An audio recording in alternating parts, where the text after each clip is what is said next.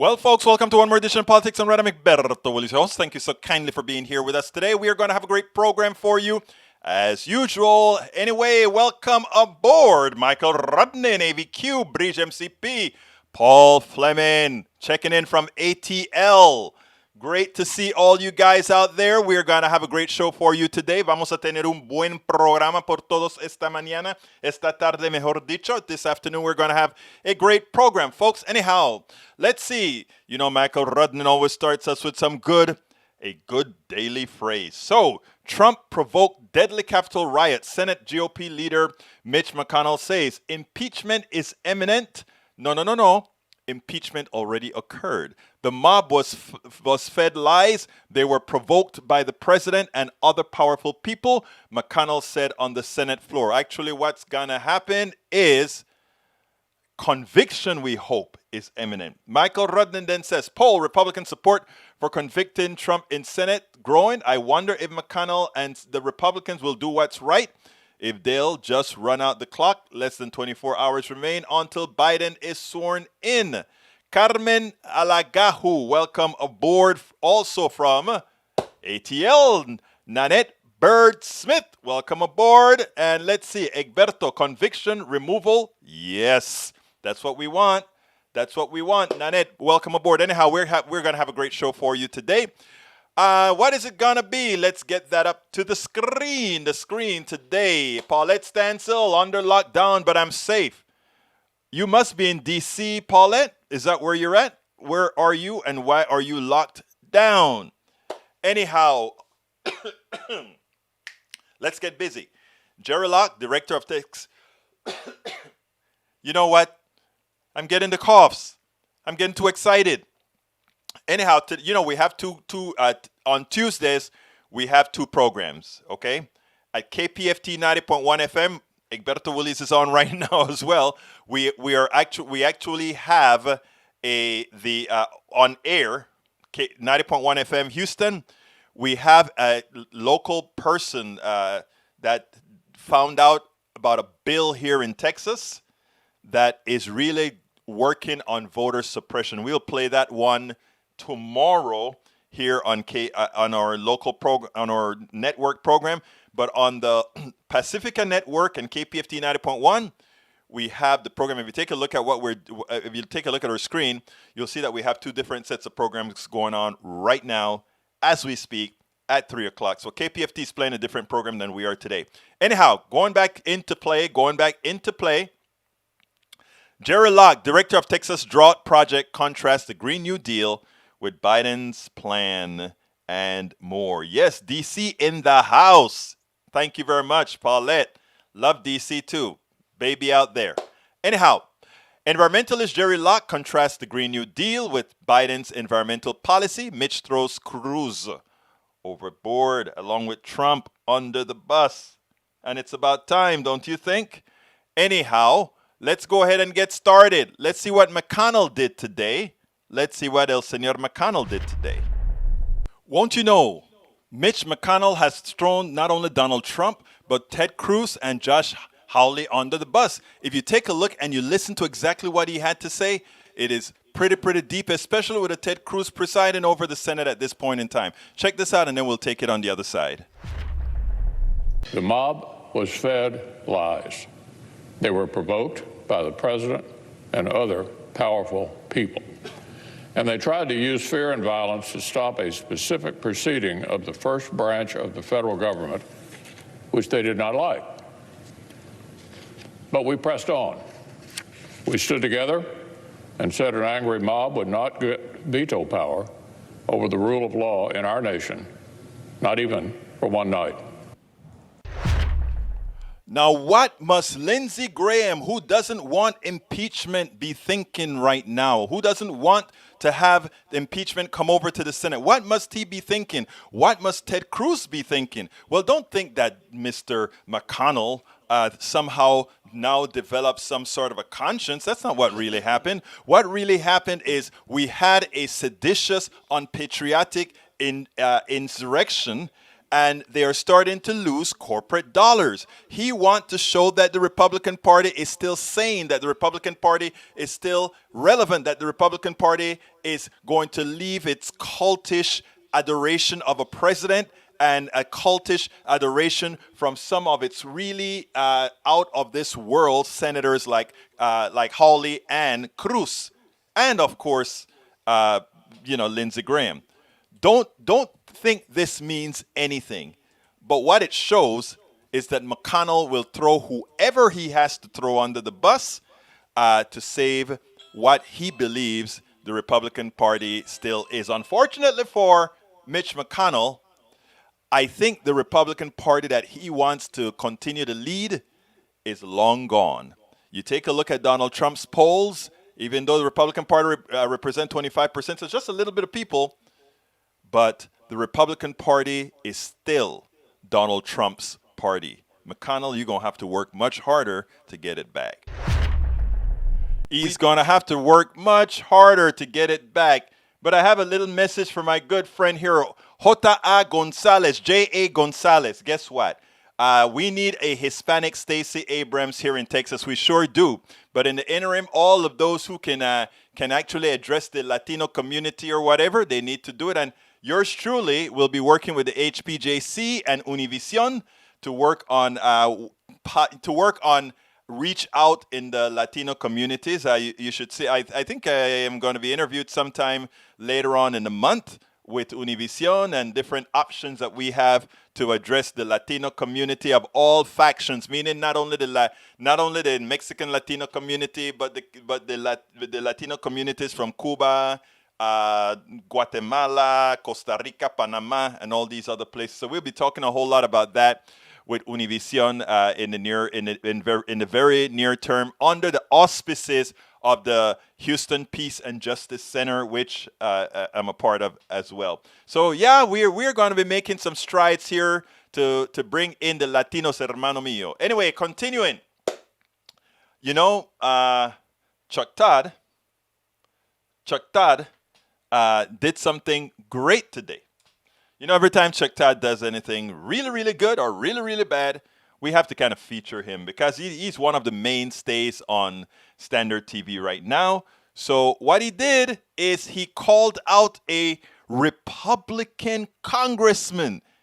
Anytime I see that, I have to hyperventilate. I have to get, he's doing a great thing. I want you to check this out, and then we'll take it on the other side. Republicans have a serious problem on their hands. You know what? Donald Trump left them with the title of insurrectionists, seditionists, unpatriotic. Think about that. The Republican Party that likes to go out there and preach patriotism attempted to overthrow the United States government. That is what we have. The ones that sing patriotism.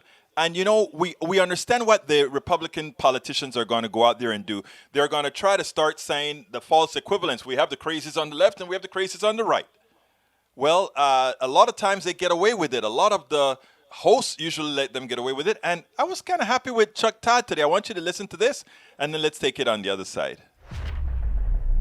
The conservative echo chamber makes it nearly impossible for you to work across the aisle at times. I assume you get a lot of grief anytime you try to work with a Democrat by some of your constituents, no? We do, but they respect, as I've stood in front of them in our town halls, and I still have support in our district across all spectrums of the conservative spectrum. They respect because they know who I am. They know where I stand. I deal with them genuinely and with my sincere beliefs, and they give me that leeway because they know I'm with them the end when we agree. They also understand that I will compromise, and what I'm compromising on is what we can find that common ground.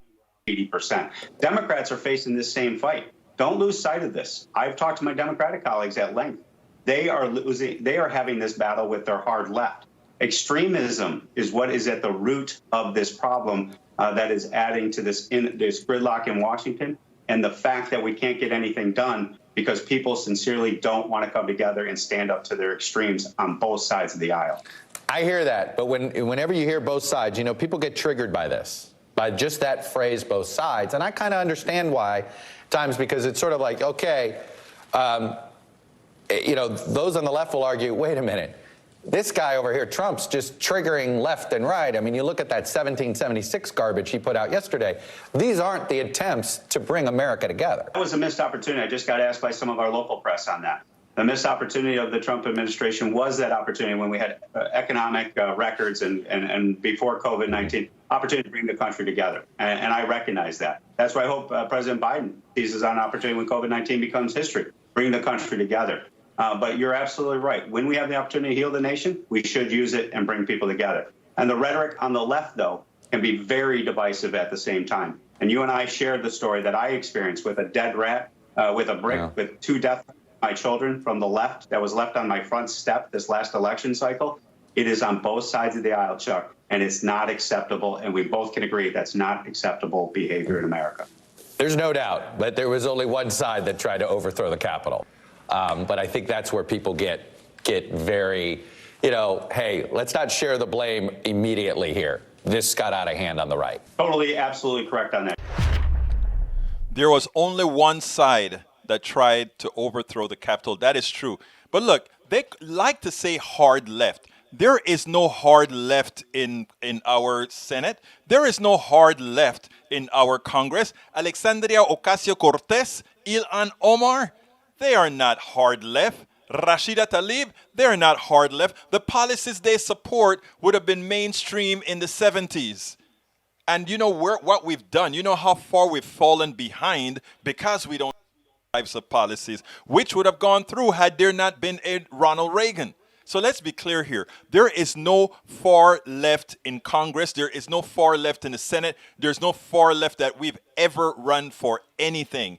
They have QAnon. They have all these people that follow these conspiracy theories that are currently members of the Senate and members of Congress. There is no equivalence there between the far right and those of us that are progressive. There is no equivalence. And it's good that he didn't do it forcefully, but it's good that Chuck Todd called it out. He didn't just let it stand. The only party that attempted to overthrow this government was the Republican Party. Absolutely so. And here's what I wrote at Daily Kos because I want it to be clear. The three monikers, the three tenets, the three monikers that Republicans use to describe themselves, the 3 tenets they claim to live by. That one seditious insurrection cleaned it all up. It makes them lose that completely, and we better use it. Check what I wrote. I put this on the Daily Kos, and I'm going to put it on Op-Ed News, another place that I'm editor. I check this out. Republicans have a serious problem on their hands. You see, the party that likes to sell itself as the party of law and order, the party of Blue Lives Matter, and the Patriotic Party lost every single one of those monikers in which one seditious insurrection. They killed a cop, they broke the law, and attempted to overthrow a democratically elected government, and one of their proteges attempted to sell a stolen laptop to Russian spies.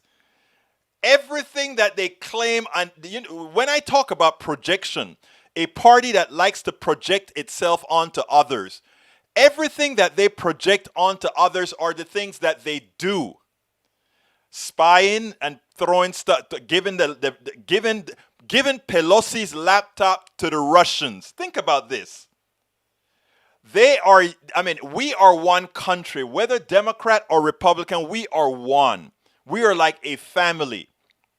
But we have an unpatriotic traitor giving the laptop of one of the highest ranking people in this country, giving it to the Russians or attempting to give it to the Russians.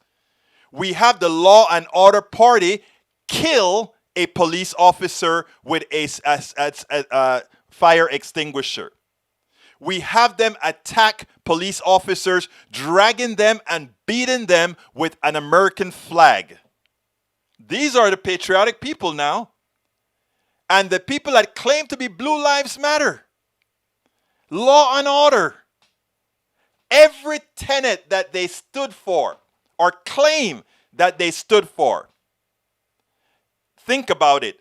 That is what occurred. And the president sat down in a tent and then at the White House, watched it and smiled.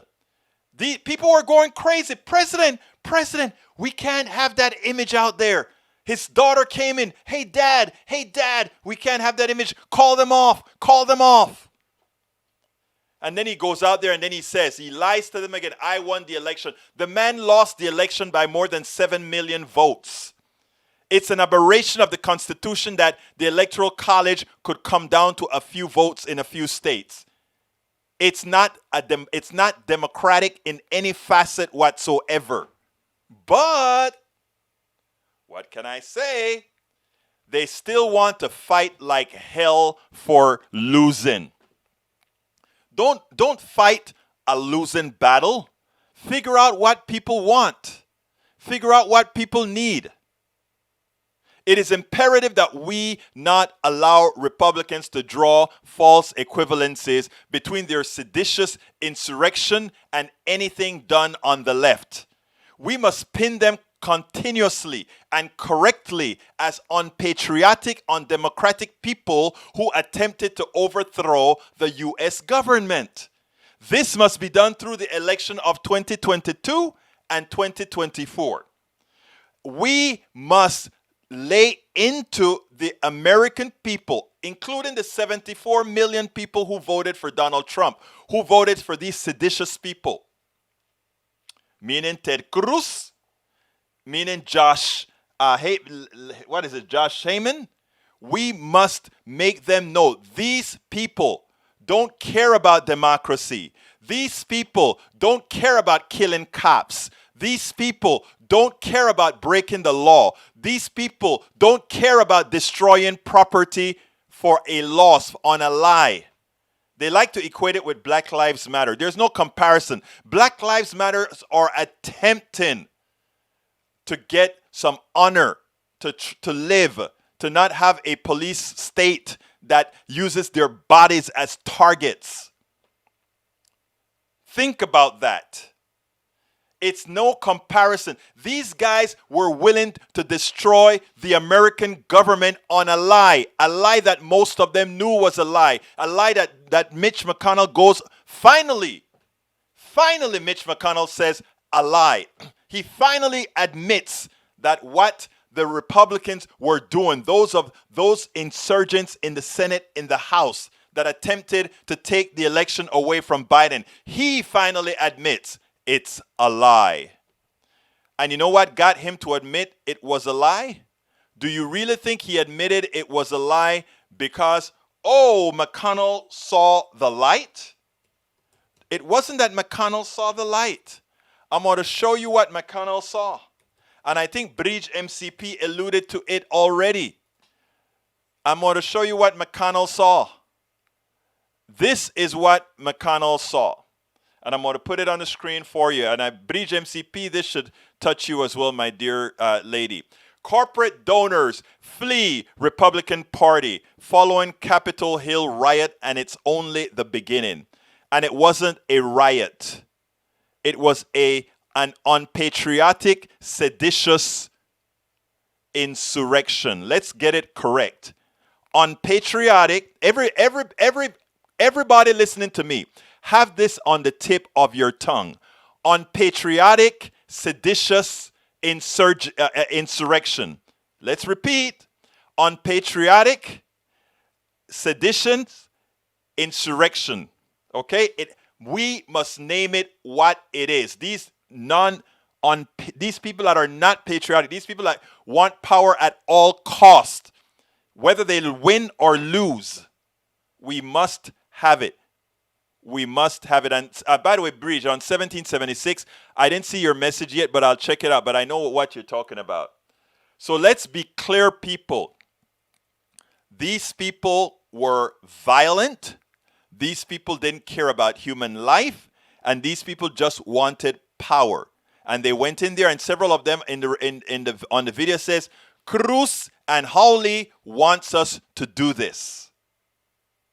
That's what they said. We have it on tape. We have it on tape. So there is no doubt about it. So let's be honest here and not let anybody fool you or not anybody get on the other side of you. All right, we have a tape with an environmentalist who's going to contrast the Green New Deal with the there you go, Rose. Rose, welcome aboard. Rose, I hope you're doing fine. I texted you a couple of times to check up on, actually 3 or 4 times to check up on you. How are you doing, my friend? Let us know. We want you to tell us how you're doing, my dear, beautiful friend. Go ahead, Rose. Tell us how you're doing. Please do before I go to the video. But anyhow, folks, let me tell you. Let's go ahead and ask people. Those of you that are on YouTube, please go ahead and click the join button. We need memberships on YouTube. We need memberships on Patreon. We need memberships via PayPal. And the reason why is the truth is we need a lot more support. Oh, I'm so sorry, Rose, that you're still unwell.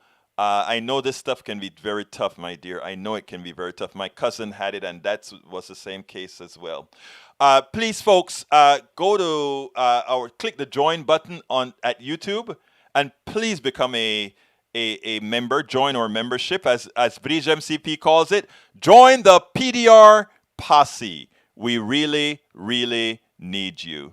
Alternatively, if you're not on YouTube right now, you can still join the posse by going to politicsdoneright.com/YouTube. That is politicsdoneright.com/YouTube. You can also support us by becoming a Patreon. To become a patron, you go to politicsdoneright.com/Patreon. Again, that is politicsdoneright.com/Patreon. Patreon is spelled Patreon. And of course, you can support us as well via PayPal. That is politicsdoneright.com/PayPal. politicsdoneright.com/PayPal. Alternatively, if you want, you can purchase our, not alternative, in addition to, we'd love for you to get our book on how to communicate with others. It's worth it. How to talk to your right-wing relatives, friends, and neighbors. And believe it or not, I have quite a few right-wing relatives as well. And we get along quite well. Anyhow, I just placed that link on the screen. And if you want to, it's the Amazon link. If you want to get it directly from us, where we'll autograph it and send you a bumper sticker, please get it directly from politicsdoneright.com/store. politicsdoneright.com/store. So I've put all the links in there. Please support us however you can. We really, really need your support to keep doing what we do. There's a whole bunch that we do. We write many blogs every day to make sure that we populate the internet with the progressive message so that all of those people that are paid on the right to misinform you, we can mitigate that by giving you real, truthful information. We also write letters in newspapers. We write articles in newspapers. Personally, I am also an editor at dailycoast.com, opednews.com, as well as Democratic Underground and many other places, so that we can get all this message out. I do several videos a day cutting them up, but what I need right now is help. I need a producer. I also need a graphics artist. I need a social media person to help out, all part-time, but I cannot get there until I have enough subscribers and members. So I ask you so kindly to please consider joining in however way you can, either as a Patreon, PayPal, or YouTube channel, or there are several ways that you can assist, or get or go on YouTube and get some of our stuff, like our hoodies and our clothes. We have a whole lot of stuff, both at our store, hoodies, all that good stuff. So I ask for your help. Thank you so kindly. Now, let me go ahead and give you the interview, the star of the day, Jere Locke. Welcome to one more edition of Politics Done Right. I'm Egberto Willis, your host. Today, we are here with Jere Locke, who is the director of the Texas Drought Project, which was founded in 2009. Jere, how are you doing today? I'm doing fine. Well, look, first of all, busy, but doing fine. Well, I mean, you should be busy because we have a hell of a lot of problems in this country to correct. So that you're That's busy, absolutely true. I think that you're busy says quite a bit. But anyhow, we're here to talk about Biden's climate plan, or the pieces that we like and the pieces that you're concerned about. So why don't let me pass you the ball and tell me what it is exactly, first of all, that Texas Drought Project is all about. Well, we were formed in 2009, right after Waxman-Markey, the first big national bill, and we've had big projects, especially in the last 5 years. 2015 we got 228 Texas organizations, all the big organizations. We wanted to sign a really strong resolution on climate. 2016 we got over 65% of the delegates at the Texas Democratic Convention in San Antonio to sign another really strong statement in climate. And that was with one of the presidential candidates working against us all day long. But we have lots of good volunteers. And then we had successes in 2017, 2018, but the last 2 years have been given almost entirely to trying to figure out a good, to support the Green New Deal and get a really good climate bill, because our calculations, and these are scientific calculations, are that at best we have 4 more years, and that's 4 more years globally to cut, or at least in the big emitters globally, to cut emissions, or we will face the worst of climate change. Okay, when you say things like that, 4 more years, and I'm going to play a sort of devil's advocate. I'm 100% behind the Green New Deal. But when you put a number out, like in 4 more years, something is going to happen, what is it that people are going to see in 4 more years, in your opinion? There's an organization, I don't want to go too far in this, but there's an organization called the IPCC, the Intergovernmental Panel on Climate Change. They're kind of considered the gold standard, but they're not, because the way they were set up to be really conservative. And they are. And every 6 years they issue a report. They look back at the report 6 years before that, and every single time they underestimate what is going to happen. And one way that they are really conservative is that the scientists, really good scientists, thousands of them, write a scientific statement, and then that statement is edited line by line by politicians from the member country, 195 member countries. So what comes out is much more a political statement than a scientific statement. 2 years ago, they said we have 12 years left, again, to make significant cuts globally or face the worst of climate change. And as soon as I saw that, I said, I bet you it's only 6 or less, because that's what happens in their reports. They have a long track record of underestimating what's going to happen. So we looked at some others, organizations. There was one especially, Christina Figueres, and people probably don't know her name, but she was real important. She was head of the UN climate negotiations. She was head of that from Copenhagen in 2009 through the Paris Accord. And she saw everything. And that was the 6 most vital years. And she saw everything. She heard everything. And she signed a letter 3.5 years ago with a bunch of other scientists, and saying we had very little time left. We've decided, I have granddaughters, I have sons, I know lots of other people. I can't eliminate hope, and she could be wrong. So what we're going with is a guy, Anderson at Harvard. He's professor emeritus. He was the one that found the hole in the ozone and led the fight to solve that problem.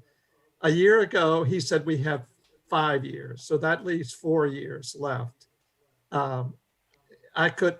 So that's where it comes from. And the worst of climate change is not the fires and the hurricanes, which are horrible that we're witnessing, but it's when there isn't food on the table, there's ecological collapse. And that is already happening in the southern third of Africa. So I think what you're saying is that you get the temperature variations and the changes that causes the growth patterns around the world to change, which then create starvation, correct? Yeah, yeah. They'll be in Southern Africa. It's a combination of drought and but also that their crops just aren't coming in and their livestock are dying. And they're kind of the canary in the coal mine in terms of climate.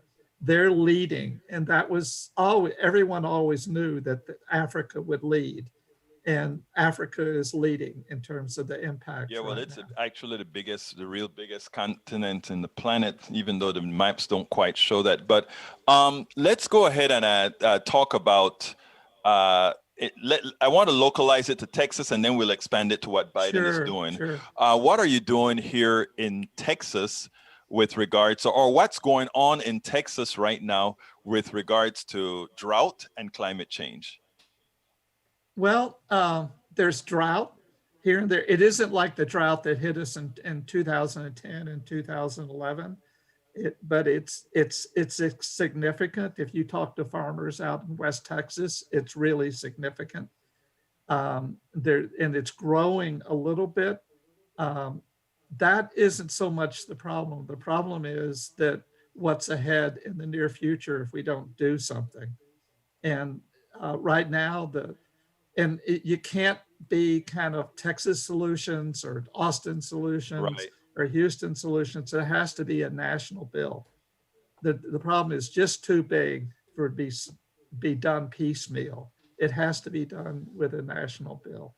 Okay, now when you talk about going back to that 4-year mission, given that we know that Texas has been in almost a consistent drought. 2010 was horrendous. Right now, if I take a look at the lake levels on the Colorado River, I see some issues there and other places. If we look at the Colorado River in Colorado, it's even worse. We have a constant decline in the lake levels, which means we have low snowpacks, all that kind of stuff.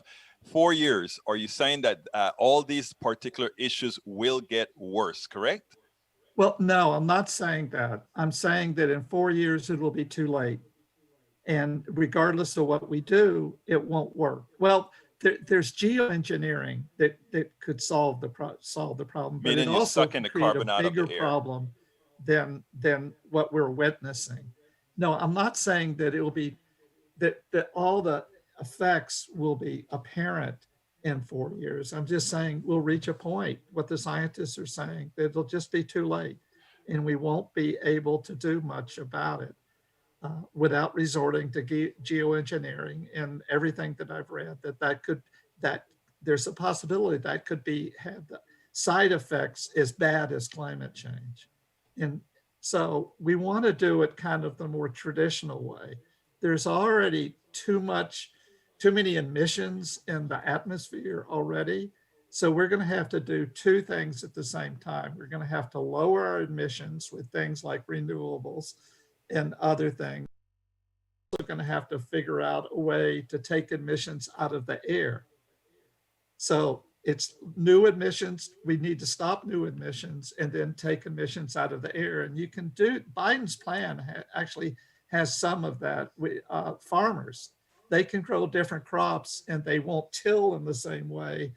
And their crops can be used to absorb emissions. And the same thing with forests. And I gather that I was just reading this morning, there's an initiative on forest also that might happen. So those two things can take care of the emissions in the air. And then we need to do a variety of different things, but maybe the primary one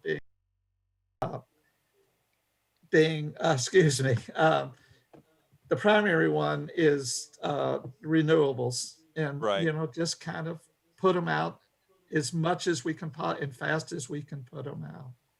This is solvable. But okay, so we know it's solvable. Now let's go ahead and equate this now to Biden's plan. What's good about Biden plans, and can Biden plan as it stands right now start the mitigation, or is it just too little, too late? It's too little, too late, but it's a good start. It's much, much better than anything he's been associated with in the past. And it has things, climate justice provisions that come from Green New Deal. They're kind of not filled out very much, but that they're there. It does a lot about transportation and electric cars and mass transit.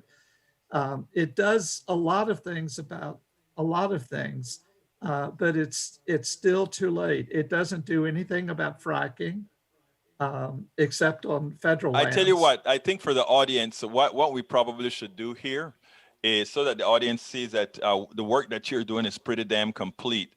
You have a website, a page that I'm going to post along with the blog post that goes with this. And let me read a few things. You said that the Biden plan includes important but limited elements of climate justice for communities that have been damaged by emission and pollution in the past, farmers changing their farming habits to sequester emissions, spending heavily on electric vehicles, mass transit, and energy efficient buildings, if electricity production being carbon free by 2030, and the hope that USA progress will encourage China, the European Union, Japan, South Korea, and others. Guys, you got to put Great Britain in there now because they're no longer a part of the European Union. Right. As a part of the answers. These are the largest emitters in the world right now. So if the Biden plan, as you see it, it's just a very small start. It's better than a small start, but it's still inadequate. Like I said, it's better than anything he's been associated with in the past. And they're real. Some of the things that you read are important, especially the last one. If the US can do something significant, since we're the biggest emitter per capita and historically, if the US can do something, then that will encourage other countries to do it. What happens is the countries hide behind each other. They blame the problem on the next country. And if we move, that will take away being able to blame it on us. Well, you know, I think we, as Americans, we also have to be honest, right? We built our wealth on carbonizing the air. Absolutely. Which means countries that have not yet built their wealth, I think they justifiably can say, we want some sort of a compensation, not to do to the planet, to the atmosphere, what you've done to enrich yourself, right? Isn't that something that is fair? That's absolutely important. In Kyoto, which was 97, it was the yearly UN climate conference, they were starting to take that into account, and that they knew there was historical, there was a history that would have to be resolved, and poor countries would have to be compensated or helped in some way for the emissions that rich countries did, because poor countries have very little in terms of emissions, Africa especially, but also India, even China and others. Their per capita emissions are just a fraction of what here. So yeah, something has to be done. And in Copenhagen in 2009, they turned their back on what happened in Kyoto. And they really turned their back. And in Paris in 2015, they finished that off by saying that poor countries cannot, they made poor countries sign a document that said that they cannot sue rich countries for the damage done to them. It is amazing. You know, let me stop you there, because it is amazing how the capitalist countries work. It is always about protecting something that you may have done to hurt somebody else in order to do something that is good. That is, I mean, we see it in medicine, in the pharmaceutical industry. We see it in all these different industries across the board. And that is almost a destined failure. But continue, please. No, that was basically it. You know, they've turned their back on the poor countries. They were going to set up a fund. It was a small fund, not nearly enough, but at least they were going to do that. But they haven't funded that fund. And so they've really turned their backs on the countries of Asia, Latin America, and especially Africa. Right. I have a history in Africa. That is a shame. That is an utter shame. Before we go, I want to go ahead and say you also, at your excellent page on your website, cite that which the Biden plan does not cover appropriately. And what you say is, 1, it does not ban fracking. 2, methane leaked from frack wells is up to 80 times more potent than CO2, the gas we hear most about. It doesn't do anything about that. Dates for the ending of fossil fuel extraction and fuel use which are early enough to avoid the worst of climate change, sufficient investment in research infrastructure, frontline communities, and technology, more progressive versions of a Green New Deal to allocate up to 8 times the money of Biden's plan, which means it's very inadequate. Attention to the voices of the communities of color. And why that is so important is right now, again, if you take a look at where most of the pollution occurs, where most of the CO2 is let out from factories, from refineries, it's generally in areas with people of color, which means you get more healthcare costs and all these other things, which Right. further suppress their ability to build capital and to live a healthy life. And No, lastly, currently the plan simple lists statistics and says it will stand up to fossil fuel companies without giving any real direction. all of that's absolutely true. The most important, all of that's really important. Another thing that is really important also is that Kerry and Biden both have a history of using market mechanisms, which are a way for corporations to say, I'll do something someplace else in India or China or Indonesia, but I don't want to cut emissions in our factories in this country. Right. And it's called market mechanisms or cap and trade, and it's just full of corruption always. And it won't work. It's never worked. It won't work. But it's like they can say, well, we did this. Well, And then it's when the it same thing plays with out, our economic system, Jerry. It's always about something. It's always capital over everything else. that's absolutely And true. and if you put capital over everything else, you lose the human part about it. And unfortunately, those with capital can go ahead and live in a sterilized environment where they can control the atmosphere, but everybody else lives within the mess that they create. No, that's absolutely true. And it's a horror.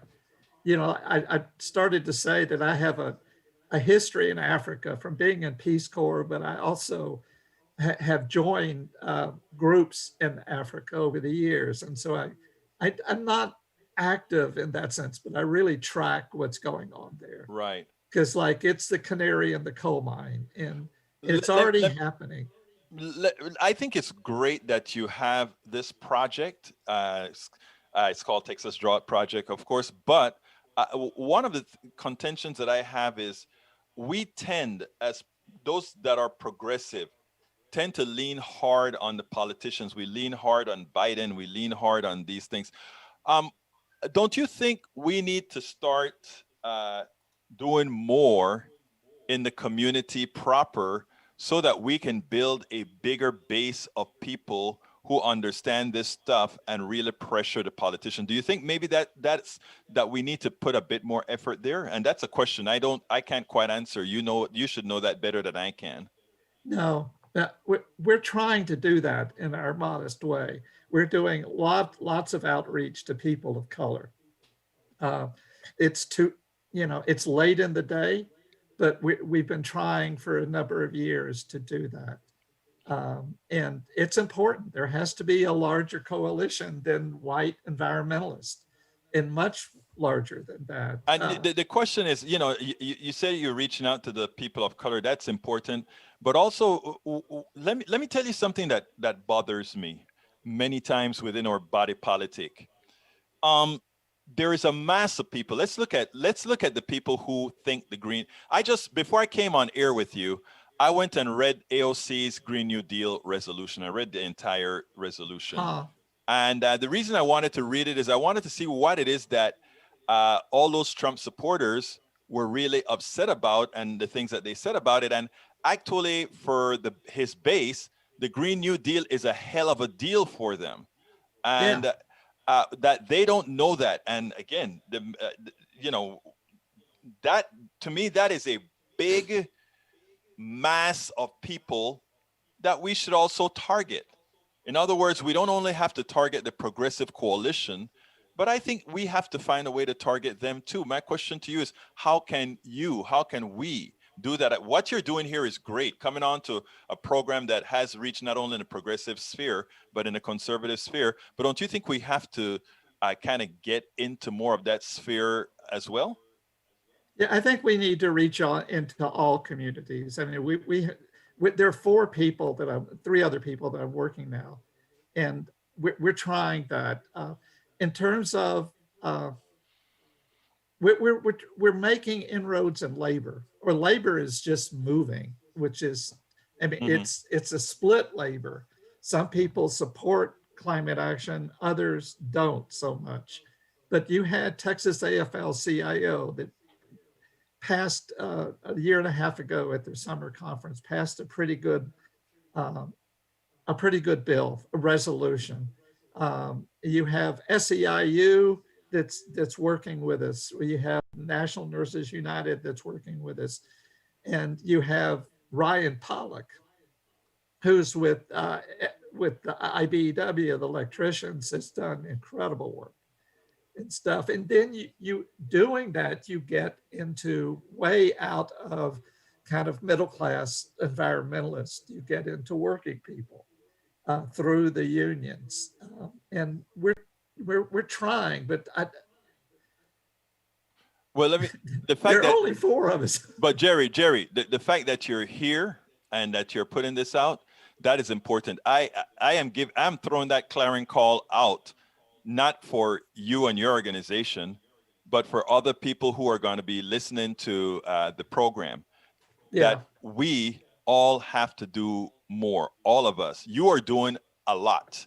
You're out there. Your organization, from everything that I hear here in town, and I'm in Houston, you're in Austin. Everything that I hear, you're a very hard working organization. We need a lot more to do a hell of a lot of that kind of work, mostly educating the people throughout the country. And not only progressives per se, not only union people per se, but this, you know, when that tsunami comes, it doesn't only affect progressives, it affects everybody. Yeah. Now, that's true. What I want to do is encourage people to go to our website, and there's a way to sign up, or my phone number is there. The phone number of the other organizers is there. Lauren does Houston. Tenny, she's with Our Revolution, but she's working with us half-time. And there's plenty of work to be done. Biden's climate bill will almost surely come for a vote in the first 100 days of his administration. And we're kind of scared that it might come earlier than later. I'm a little bit reassured by information I got yesterday that it won't be right away. It'll be slowed down a bit. But there needs to be a gigantic mobilization happens in this state. That means one thing we're asking every group that we talk to and every person that we ask to, do you have a list that you could, call when the time comes? And everyone's saying yes. So we hope that a lot of different groups will mobilize their email list and their Twitter and their this and that. Well, Jere, it has to be gigantic. It can't be just half-hearted, not anywhere near that. Sheila Jackson Lee, I think she will be a champion on this issue. Al Green, we have hopes for. Lizzie Fletcher and Sylvia Garcia, it's going to be harder, but they're signs of hope even, with them. And that's kind of how it is all over the state. There's some Congress people that we want to be champions. Lloyd Doggett's one that comes, Veronica Escobar in El Paso comes to mind. Well, that is great, Jere. Jere, before we close here, what would you have liked me to ask you? What would you like to put out there that I hadn't asked or that you want to get out there? Almost everything. I just want to say once again, go to our website, Texas Drought Project, and you'll find phone numbers that you can call any of the organizers. And it's time to mobilize. I mean, we may only have a month left before this is decided, and what the US does, as I've said before, may determine what other countries do. This isn't a problem just for the US, but the fact that we're such a huge emitter per capita, if we move, that will move other countries. Jere Locke, director of Texas Drought Project. You can reach him at, you can get to their website at texasdroughtproject.org. Yes. texasdroughttproject.org. Please go there, sign up, help the movement. The environment belongs to us all. Let's make sure and get this right. It's been my pleasure to have you on Politics Done Right. Jere, thank you for all the work that you do. You please keep doing what you're doing. And thank you for the thoughtful interview. All right, folks, let me address something here. First of all, Scott Fewless, you get the prize of the day. Your response to people who are asking about the price tag. In the middle, the price tag of all these, the Green New Deal, the price tag of paying for infrastructure and all of that, your response was, in the middle of the huge recession, it would be advisable to simply do this work as stimulus. Paying for it wouldn't be a problem. Just print the money. Inflation wouldn't be a problem. You hit the nail on the head. There are too many people who think that the federal government's bank account looks like your personal bank account. It does not look like that at all. It is important to know that MMT, tell me what MMT stands for. Modern monetary theory is actually correct. It's what we've done when businesses have been in trouble. We have used MMT without calling it MMT, okay? But let me explain a few things to my dear brothers and sisters who get panicked when they hear, oh, we're going to spend $4.9 trillion out of deficit spending. The only way the money loses value and has no value is if you cannot manufacture that which is needed. We don't have a problem with supply at all. We have a problem with demand. What that means is we need to get money as fast as possible into people's hands to create demand so that the economy can start turning. You only get inflation if you have too much money chasing products that do not exist or products that are in scarce supply. That is the definition of inflation, and that is what makes your economy go haywire. If you have an economic system where there's a lot of need, there's a lot of work to be done, but you can somehow use the excuse that there's no money, it's the reason why people must starve, die, and from health problems, from starvation and other things, that is not a viable economic system. We really don't have that. Capitalism, or I should call it free enterprise with a strong social safety net, is forever sustainable. The problem is that the type of capitalism that we run does not want that behavior for reasons that go beyond the scope of today's talk. So Hayes, my brother Eric Hayes, we don't have a problem paying for anything that the Green New Deals demand. And if you read, people are scared of the Green New Deal. Read it. Don't fear it. Don't listen to what other people tell you about the Green New Deal. Read the Green New Deal resolution and tell me what in the Green New Deal resolution you do not agree with. Take it from those of us who study economics as well. We can afford it, my brothers and my sisters. We can afford it. Rose Williams says, as I said, most of the problem has been caused by the first world countries, and we will be the last affected because of our temperate global location. Eric Hayes said, what is the cost? The cost is what it is. I mean, it all depends on how fast we do it, etc. for the Green New Deal. But the thing about it is, it's something that we must have. It's something we cannot not afford. I want you to remember that. The Green New Deal and all these policies are things we cannot not afford. Okay? So we'll talk about that as we go along. I think tomorrow we do some voter suppression stuff among other topics based on what occurs today and tomorrow. Of course, tomorrow we get our new president. Okay, Eric says infrastructure too can't turn on wind and sun. Yes, they can. You see, and Eric, I'm going to stay a minute longer because those are the statements that the right-wing machine puts out there that sounds practical to you because they don't tell you the whole story. So let me try to tell you the whole story, brother Eric Hayes.